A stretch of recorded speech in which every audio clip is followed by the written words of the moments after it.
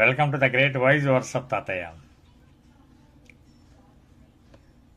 Napoleon అనుకున్నవన్నీ సాధించాడు, కానీ ఏనాడు మనశ్శాంతి లేదు. హిట్లరు తనను ద్వేషించారని చెప్పి అందరినీ చంపాడు, ఊతకోస కోశాడు. కానీ పగ తీరింది, ప్రశాంతత లేకపోయింది. చివరకు ఆత్మహత్య చేసుకున్నాడు. సద్దాం హుసేన్, వీరప్పన్ వారికి శిక్షలు పడ్డాయి, సాధించింది ఏమీ లేదు.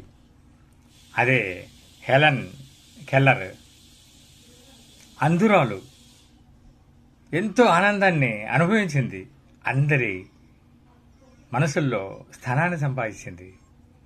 అదే మదర్ తెరెసా ఎక్కడో పుట్టి ఎక్కడో పెరిగి మన దేశానికి వచ్చి అందరినీ దగ్గరికి తీసుకొని ఆలనా పాలన చూసింది, శాంతిని ప్రశాంతత వాళ్ళ ఆనందాన్ని చూసింది, అందరికీ సేవ చేసింది, ఎనలేని సేవ చేసింది.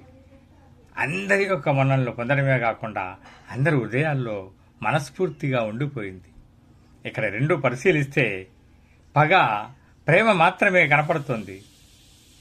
పగ కావాలా, ప్రేమ కావాలా?